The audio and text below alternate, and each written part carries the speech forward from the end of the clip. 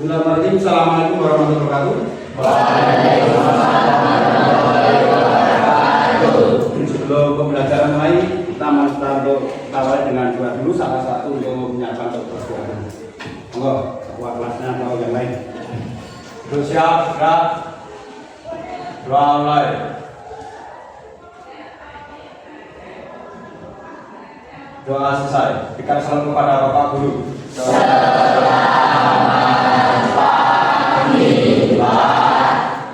pagi. Assalamualaikum warahmatullahi wabarakatuh. Waalaikumsalam warahmatullahi wabarakatuh. Sebelum kita mulai pelajaran hari ini, mungkin ada yang tidak masuk? Ada. Berapa orang? Dua orang. Keterangannya? Sakit. Sakit. Satu siapa? Vanessa sama Sarah. Sarah ini ya? Nama Vanessa. Oke. Ada dua yang tidak masuk karena sakit. Mudah-mudahan cepat sembuh. Kemudian pada pagi hari ini kita akan membahas tentang perubahan sosial budaya dan globalisasi, terutama ini subtemanya adalah faktor pendorong penyebab penambahan perubahan budaya. Mungkin kalian sudah siap semua? Kabarnya sehat? Sudah siap dan siap ya. Jadi pagi hari ini mudah-mudahan sesuai dengan apa itu program pemerintah tentang 7 kebiasaan anak Indonesia, bahwa kita harus punya tubuh yang sehat. Diawali dengan bangun pagi, beribadah, makan bergizi, ya, sehingga badan kita bersehat. Kemudian kita harus giat belajar dan nanti kita harus bisa bermasyarakat serta diawali dengan tidur lebih cepat, ya, paling nggak pelajar itu jam 10 itu yang pertama itu. Kemudian yang kedua, kenapa itu ada namanya 7 kebiasaan sehat anak Indonesia? Itu dalam rangka mendukung yang namanya 8 profil, ya, 8 profil. Kalau dulu ada profil pada dasar, karena ada 8 profil kelulusan. Ya. Yang pertama adalah beriman bertakwa sesuai dengan P5. Kemudian yang kedua adalah menjadi warga yang cinta tanah air, namanya kewargaan. Ya, yang ketiga adalah menjadi manusia yang kreatif. Artinya seorang pelajar harus kreatif. Bagaimana bisa memecahkan masalah dalam kehidupan kita sehari-hari. Selain itu, kalian harus mampu berkomunikasi. Komunikasi itu menyampaikan pendapat, menyampaikan argumentasi ketika kalian bisa bekerja untuk di masyarakat. Kemudian profil kelulusan berikutnya adalah kalian harus sehat. Ya, salah satunya tadi ada 7 kebiasaan itu mendukung namanya profil kelulusan. Kalian selain ada manusia yang cinta tanah air, beriman, kreatif, kemudian mampu komunikasi juga harus sehat. Selain itu, bahwa pelajar sekarang diharapkan itu juga adalah mampu berkolaborasi, mampu bekerja sama dalam kehidupan sehari-hari. Maka harus kita mulai dari sekolah ini. Biasanya biasa belajar kelompok, berdiskusi ya. Kemudian dalam diskusi itu kan saling menghargai dan sebagainya. Ya. Kemudian yang terakhir adalah kalian harus mampu berpikir kritis. Artinya bahwa kita ke sekolah itu dalam rangka mencari ilmu, dalam rangka apa? Menyiapkan diri, kita mampu berpikir kritis. Berkritis itu apa? Berpikir dengan perkembangan zaman, perkembangan permasalahan yang ada hadapi itu mampu memecahkan. Ya, itu namanya berpikir kritis. Itulah nanti target-target dari pemerintah sekarang. Dengan sistem yang baru namanya pelajaran mendalam, kalian diharapkan mampu pertama untuk melakukan 7 kebiasaan anak sehat Indonesia karena pelajaran Indonesia yang sehat, juga mendukung mencapai namanya 8 profil kelulusan ini. Ya, untuk itu marilah kita ke materi yaitu tentang faktor pendorong penyebab dan menambah perubahan sosial budaya. Ya, kalian masih ingat apa yang dimaksud dengan perubahan sosial kemarin?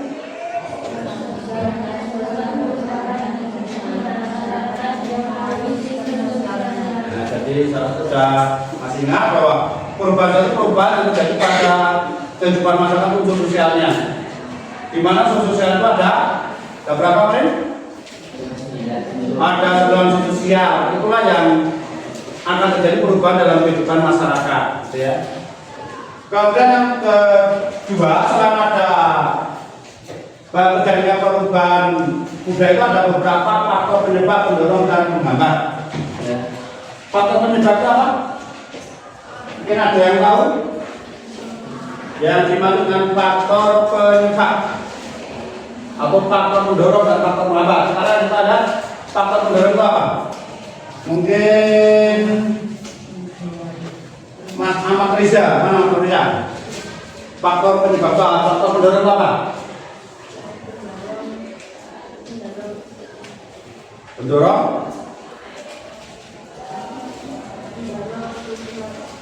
Mendorong kemajuan, mendorong perubahan. Yang mendorong adalah sesuatu yang mempercepat sebuah proses perubahan. Ya. Yang kedua adalah faktor penyebab. Pada aspek satu yang menyebabkan sebuah perubahan. Sedangkan faktor menghambat kejadian di masyarakat yang menghambat sebuah perubahan. Itu kan nanti akan kita bahas dulu ya. Sebelum kita ke materi, mari kita lihat apa yang akan kita raih dalam belajar ini. Yang pertama adalah menjelaskan faktor internal penyebab perubahan budaya. Yang kedua adalah menjelaskan faktor eksternal, ya, kata internal sekarang eksternal. Jadi faktor dari dalam, faktor dari luar. Kemudian yang ketiga menjelaskan pendorong dan penghambat perubahan. Bahwa setiap perubahan dalam masyarakat itu ada faktor penyebabnya, tetapi juga ada faktor yang menghambat. Ya. Makanya harus kita tawas. Kemudian yang berikutnya menyajikan contoh interaksi sosial di pedesaan dan kota yang berdampak pada terjadinya perubahan sosial budaya dengan tepat dan benar. Untuk tujuan yang antara capai. Kemudian membuat karangan tentang solusi atau pemecahan masalah untuk membina kehidupan sosial yang harmonis di lingkungan masyarakat setempat dengan benar. Kemudian adalah kalian bersikap hormat terhadap keragaman budaya, anti kekerasan, serta peduli serta kreatif. Ini salah satu contoh tujuan-tujuan yang harus kita raih nanti. Ya. Marilah kita langsung ke materi saja. Yang pertama adalah faktor mendorong. Faktor mendorong itu kalau di situ ada, saya menambahkan tulisannya itu ada 8 faktor pendorong. Jadi faktor-faktor yang menyebabkan atau mempercepat sebuah proses perubahan. Ya, itu ada kontak dengan budaya lain, ada sistem pendidikan yang maju, ada toleransi terhadap perilaku baru, ada sistem lapisan masyarakat yang sangat terbuka, ya, orientasi masa depan, ketidakpuasan masyarakat terhadap bidang lain. Selain itu ada sikap menghargai karya orang lain, ya, dan ada pendidikan yang beraneka ragam, antar suku, antar ras, antar warna dan sebagainya. Itu menyebabkan sebuah perubahan. Nah, yang percepat. Ini hampir sama tadi sampaikan. Kemudian kita lihat lagi, ini ada beberapa contoh yang ada di masyarakat yang dapat mempercepat atau mendorong sebuah perubahan. Gambar yang pertama adalah gambar misalnya kita ambil contoh di Pulau Bali. Pulau Bali dulu adalah pulau yang sebenarnya pulau yang kalau dikatakan sangat tradisional pada tahun 90-an. Di sana dikatakan sebagai pulau dewata. Ya. Karena di sana itu orang fokusnya pada ibadah, pada Tuhan Yang Maha Kuasa, ya, yang mayoritas adalah beragama Hindu, maka dikatakan pulau dewata. Ya. Dengan adanya turis-turis dari mancanegara atau dari pulau lain, maka perubahan terjadi. Yang pertama adalah terjadinya interaksi antar suku bangsa. Ya, maka terjadi nanti ada akulturasi, ada asimilasi dan sebagainya. Perilaku masyarakatnya juga berubah. Yang semula tidak bisa bahasa Inggris sekarang generasi muda di Bali itu rata-rata bisa bahasa Inggris. Karena mereka punya orientasi masa depan sebagai guide, sebagai pemandu wisata. Ya. Di Bali itu masih perusahaan di bahasa Indonesia ada JOS. SMP apalagi. Kenapa? Mereka ditetapkan sebagai guide, sebagai pemandu wisata. Ya, karena memang di sana lah salah satu mata pelajaran yang ada di sana, ya, dan sebagai jasa guide atau jasa pemandu wisata. Yang kedua juga terjadi namanya apa? Perkawinan antar suku bangsa, bahkan terjadi asimilasi. Ya, banyak orang-orang dari luar itu yang menikah dengan orang Bali. Ya. Ini contohnya apa? Contoh adalah faktor pendorong nanti yang mempercepat proses. Kemudian juga ini kita lihat beberapa orang asing yang menggunakan pakaian nasional Indonesia, pakai kebaya. Kebaya itu kan pakaian perubahan. Bahkan sekarang beberapa negara di Eropa seperti di Inggris, Belanda, Jepang itu banyak yang menggemari baju-baju yang menjadi khas bangsa kita. Yang generasi sekarang malah banyak yang mulai meninggalkan atau senang pakaian bebas pakaiannya. Ya. Kemudian juga ini adalah tentang sistem pendidikan, di mana sekolah-sekolah telah memanfaatkan teknologi, ya. Itu ada namanya pakai komputer atau pakai laptop dan sebagainya. Ini contoh-contoh yang mendorong perubahan cepat. Ya. Tadi dikatakan adalah salah satu faktor pendorong adalah sistem pendidikan formal yang maju. Dan saya pernah menyampaikan berulang kali bahwa pendidikan itu merupakan ujung tombak sebuah perubahan. Kenapa? Dengan pendidikan yang baik, orang akan mendapatkan pekerjaan yang baik. Pekerjaan yang baik akan mendapatkan penghasilan yang baik. Penghasilan yang baik akan mendapatkan kesejahteraan yang baik. Kesejahteraan yang baik akan meningkatkan harapan hidup lebih lama. Dan nanti akan bersambung ke keturunan kalian. Ya. Maka sistem pendidikan formal yang maju inilah yang menjadi ujung tombak sebuah perubahan. Suatu negara tidak akan maju kalau pendidikannya itu terhambat atau lemah.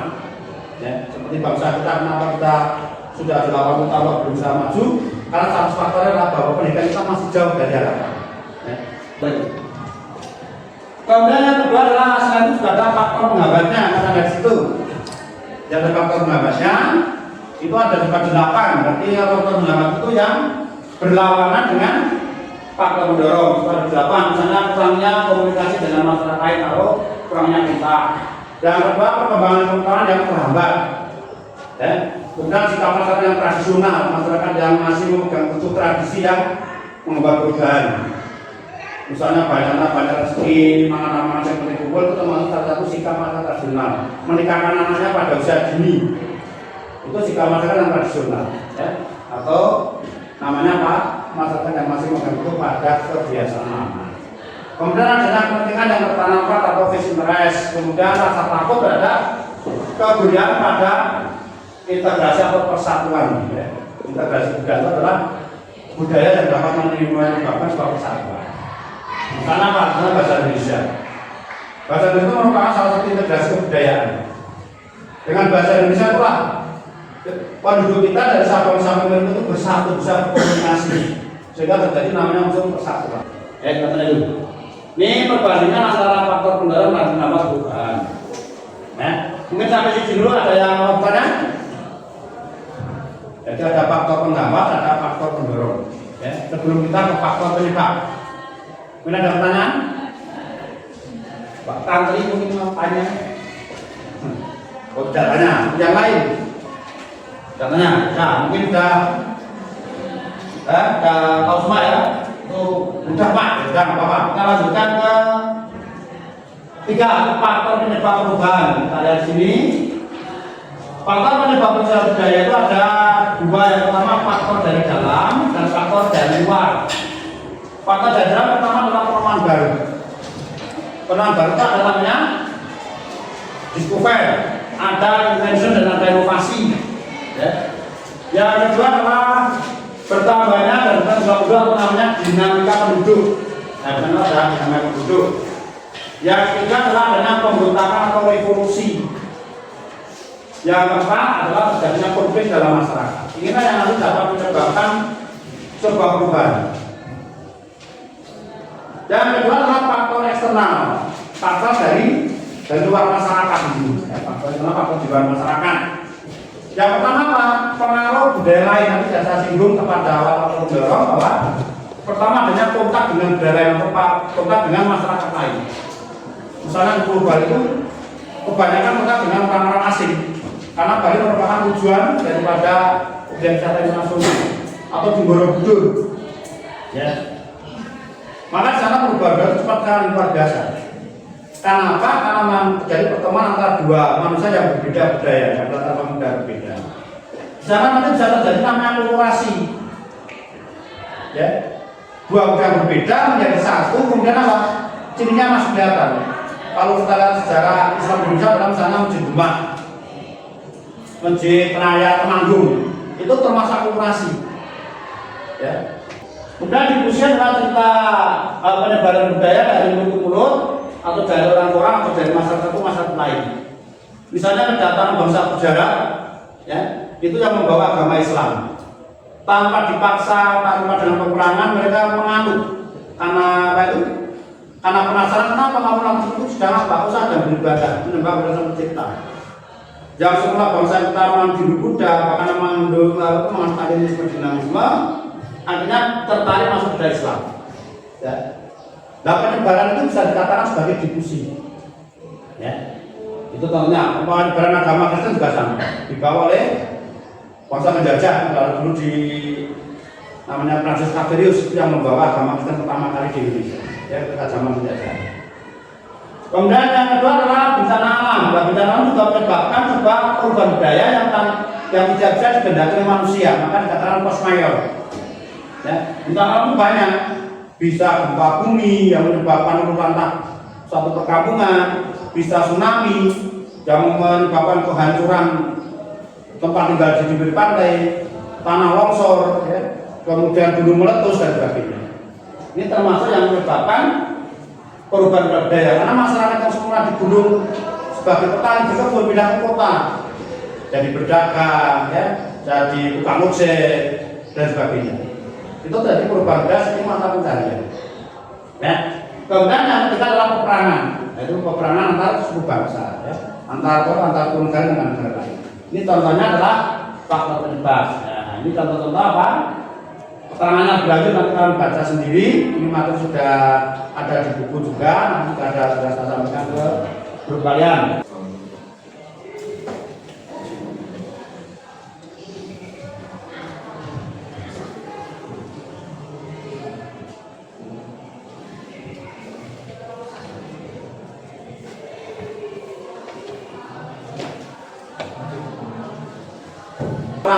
Ya, mendampingi, maju ke depan dulu.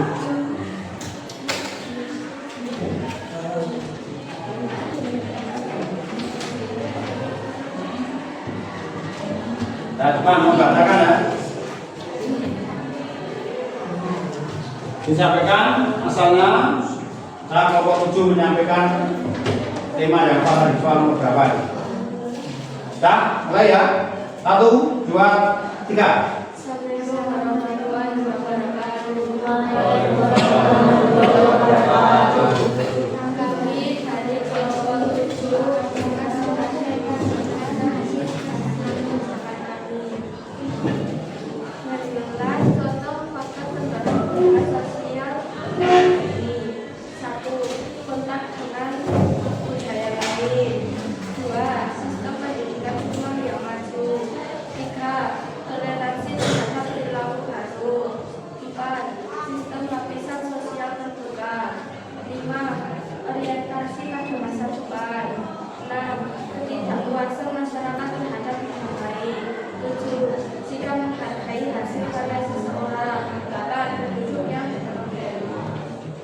Mungkin yang lain mau bertanya? Silakan yang lain perhatikan temannya dulu. Ya, mari semua perhatikan di depan dulu. Silakan. Karena sekarang sudah presentasi, ya, nanti kalian harus saling mengisi. Jadi interaksi antara depan dan belakang. Enggak ada mau bertanya, silakan. Tentang faktor pendorong perubahan budaya. Yang bertanya enggak? Kalau ada yang tanya Pak Guru sekarang, saya bertanya, contoh menghargai karya orang lain itu apa? Coba jawab. Agak keras biar temannya dengar.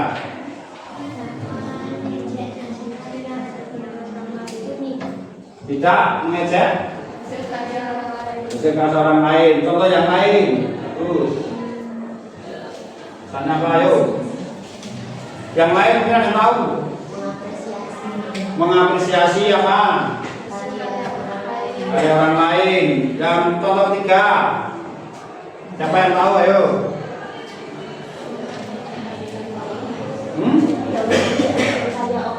Tidak mengajak karya orang lain. Mungkin ada tambahan? Contoh yang lain saya tambahkan, nanti kalau yang belum ada, saya tambahkan di dalam berdua adalah tidak memfotokopi buku yang tidak menjadi haknya. Jadi fotokopi buku paket tapi tidak izin. Yang kedua, tidak mencontek jawaban temannya, itu menghargai karya orang lain. Ya, tuh. Kemudian contoh yang berorientasi masa depan apa? Misalnya seorang pelajar, bagaimana sikap seorang pelajar yang berorientasi masa depan.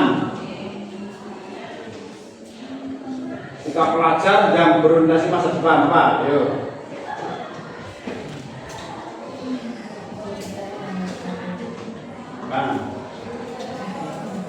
Belajar dengan dia terus punya punya cita-cita yang tinggi dan jelas. Itu berarti kalau berkali kau pelajar punya cita-cita berarti tidak berarti masa depan. Ya, terima kasih. Diberi tepuk tangan aplaus semuanya. Terima kasih. Gantian lain loh. Kelompok 2 yang maju.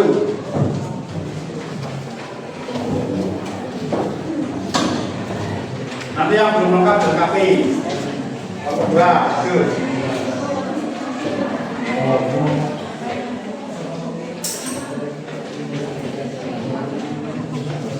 Memperhatikan keras. Jangan memperhatikan di depan, nanti boleh bertanya atau memberikan tambahan.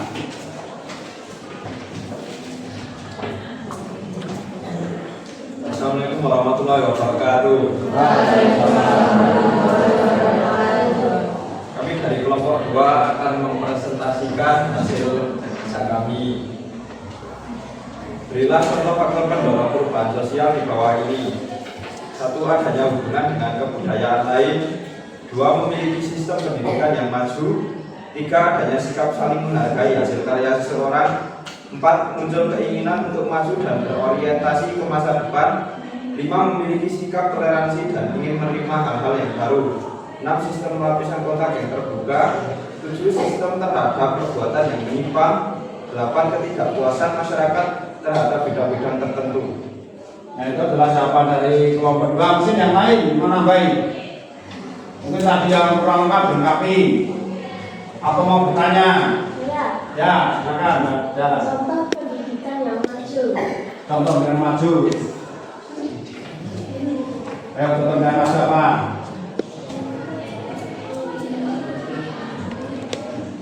Ya. Saling membantu. Contoh pendidikan yang maju kan gampang. Contoh pendidikan yang maju. Yang keras loh. Pertama apa? Salah tidak apa-apa, namanya pendapat itu bisa benar, bisa salah. Apa itu? Apa? Contoh pendidikan yang maju. Tanyakan mana Mbak? Apa sih?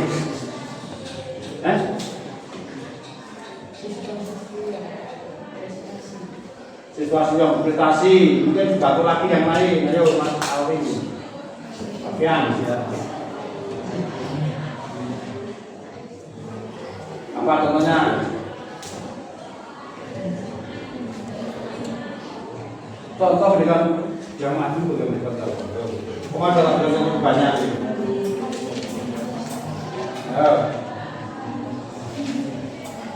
Bang. Oh yang lain ini menambahkan contoh yang lain, monggo silakan. Ya. Siswa-siswi belajar menggunakan komputer atau lain sebagainya. Ya, bisa menggunakan komputer atau laptop atau memanfaatkan teknologi, ya termasuk laptop di zamannya. Yang kedua selain itu adalah bahwa adanya kesadaran siswa untuk belajar secara mandiri. Jadi namanya pendidikan ulama itu adanya kesadaran anak-anak untuk belajar tanpa diperintah. Ya, ada namanya rasa ingin tahunya tinggi sehingga apa? Menerapkan namanya belajar mandiri atau metode wiri, ya. Belajar untuk mendapatkan jawaban atau menambahkan secara langsung dengan sumber-sumber yang baik. Misalnya sekarang banyak buku elektronik, media sosial, buku dan sebagainya. Mungkin yang lain mau tanya lagi atau tambahan? Kelompok lain? Tidak ada beri plus untuk temannya nomor 2. Assalamualaikum warahmatullahi wabarakatuh. Kami dari kelompok 6 akan mempresentasi hasil kerja kelompok kami. Faktor penyebab dari dalam masyarakat internal adalah A. Dinamika penduduk, B. Penemuan baru, C. Konflik sosial, D. Pemberontakan. 2. Faktor penyebab dari luar masyarakat atau eksternal, yaitu A. Bencana alam, B. Pengaruh budaya lain, dan C. Peperangan. Betul Itu ya untuk pendapat dari kelompok 6. Yang lain mau menambah menanggapi atau mau bertanya silakan. Ya itu pada kelompok 7. Contoh pengaruh dan lain. Ya.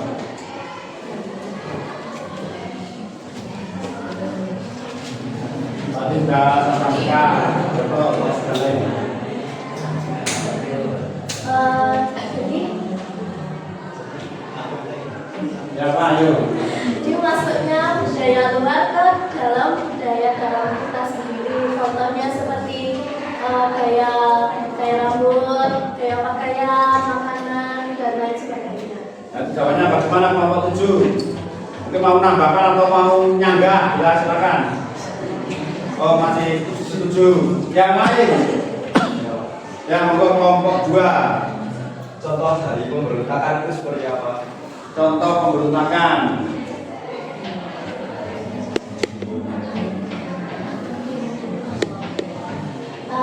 Jadi jawabannya adalah seperti contohnya adanya demo seperti itu. Sana di Indonesia itu dulu adalah AKG, terus seperti tidak masuk, ada Permesta, PRRI, Gerakan Anti Merdeka, Gerakan Papua Merdeka, kemudian RFS, Rumah Selatan termasuk dalam pemberontakan dalam negeri. Ya. Contoh yang lain, kamu ke kelompok 3. Contoh peperangan. Contohnya adalah peperangan dengan antar negara satu dengan negara yang lain. Contohnya apa? Perpanjang dengan contoh itu. Misalnya Rusia dengan Ukraina. Kemudian Irak dengan Palestina dengan Israel. Itu contoh-contoh peperangan yang menyebabkan perubahan budaya dalam masyarakat. Itu ya. Mungkin yang lain? Atau sudah cukup? Nah, ada cukup buat diberi plus untuk kelompok 6. Bagaimana perasaan kalian mempelajari tema pada pagi hari ini? Coba. Apa dulu? Oh, Pak, nanti dulu. Senang. Nah, kenapa senang? Karena bisa mengenal perubahan. Bisa mengenal perubahan sosial. Mungkin yang lain? Merasa bahagia dan bersyukur karena dalam pelajaran ini saya mendapatkan ilmu baru. Bersyukur dan senang karena mendapatkan ilmu baru yaitu tentang faktor penyebab perubahan budaya di masyarakat. Yang lain? Atau apa? Perasaanmu terutama materi perubahan budaya itu penting tidak bagi kalian? Alasannya apa? Penting? Bisa? Bisa? Bisa mengenal budaya baru. Mungkin yang lain? Monggo. Apa sih?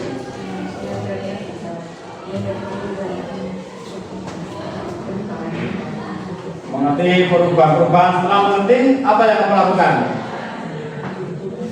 Ditingkatkan atau diterapkan dalam kehidupan sehari-hari. Itu beberapa hal. Kemudian satu lagi, setelah mempelajari faktor pendorong, penyebab dan pengaruh budaya, apa yang harus akan kalian lakukan? Coba, ayo, apa yang kalian lakukan nanti dalam hari berikutnya? Apa yang akan lakukan setelah tahu faktor pendorongnya, penghambatnya? Apa yang akan kalian lakukan? Ayo. Apa coba ayo? Apa? Apa? Nanti? Setelah tahu apa itu faktor pendorong penyebab perubahan, apa yang akan kamu lakukan sebagai seorang pelajar? Ayo. Kan nanti ada faktor penyebab, ada faktor pendorong penghambat. Sebagai seorang pelajar, kamu akan dibuat apa?